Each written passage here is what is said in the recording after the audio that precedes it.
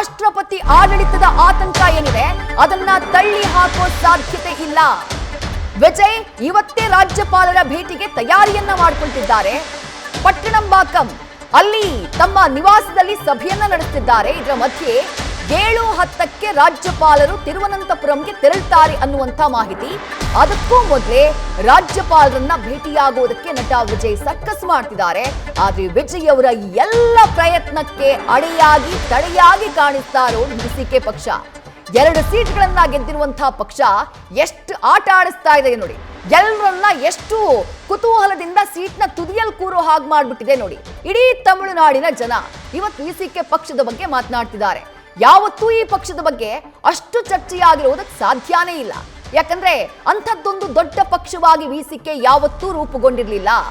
ತಮಿಳುನಾಡಿನ ಕೆಲ ಭಾಗಗಳಲ್ಲಿ ಮಾತ್ರ ಅದರ ಒಂದು ಮಹತ್ವ ಇದ್ದಿದ್ದು ಅಥವಾ ಅದರ ಒಂದು ಪ್ರೆಸೆನ್ಸ್ ಇದ್ದಿತ್ತು. ಆದ್ರೆ ಇವತ್ತು ಗೆದ್ದಿದ್ದ 2 ಸೀಟ್ ಆದ್ರೂ ಮೊದಲಿಗೆ ಪ್ಲಾನ್ ಮಾಡಿ ಸಿಪಿಐಎಂ ಅವರು ಬೆಂಬಲ ಘೋಷಣೆ ಮಾಡೋ ಹಾಗೆ ಮಾಡ್ಬಿಟ್ರು. ತಿರುಮಾವಳನ್ನವರು ಅವರು ನಿರ್ಧಾರ ಏನ್ ತೆಗೆದುಕೊಳ್ತಾರೋ ಅದೇ ನಮ್ಮ ನಿರ್ಧಾರ ಅಂತ ಹೇಳ್ಬಿಟ್ರು. ಅವರಿಬ್ರು ಡಿಸಿಷನ್ ತಿಳಿಸ್ತಾ ಇದ್ದ ಹಾಗೆ ಇವರು ಡಿಸಿಷನ್ ಹೇಳ್ಬಿಡ್ತಾರೆ ಅಂತಂದ್ರೆ ಡಿಲೇ ಮಾಡ್ಬಿಟ್ರು. ಅಂದ್ರೆ ಮತ್ತಷ್ಟು ವಿಳಂಬ ಮಾಡುವಂತಹ ಕೆಲಸ ಮಾಡಿದ್ರು ನೋಡಿ. ಈಗ ಸಂಜೆ 4 ಕಾಲ ಆಯ್ತು, ಇನ್ನೂ ನಿರ್ಧಾರ ಪ್ರಕಟ ಆಗಿಲ್ಲ. ರಾಜ್ಯಪಾಲರು ಸುಮಾರು 7 ಗಂಟೆ 7:10 7:15ಕ್ಕೇನೋ ಅವರ ಫ್ಲೈಟ್ ಇದೆಯಂತೆ. ತಿರುವನಂತಪುರಂಗೆ ಅವರು ತೆರಳಬೇಕು.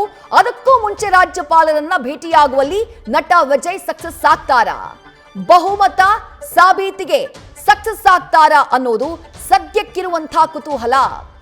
ತಮಿಳುನಾಡು ರಾಜಕಾರಣದಲ್ಲಿ ಕ್ಷಣಕ್ಕೊಂದು ಟ್ವಿಸ್ಟ್ ಲಭ್ಯವಾಗ್ತಾ ಇದೆ. ಏನಾಗಬಹುದು ಅನ್ನೋದೇ ಸದ್ಯಕ್ಕಿರುವಂತಹ ಕುತೂಹಲ. ನ್ಯೂಸ್ ಫಸ್ಟ್ ನಿರ್ಭೀತಿಯಿಂದ ನಿಮ್ಮ ಪರವಾಗಿ.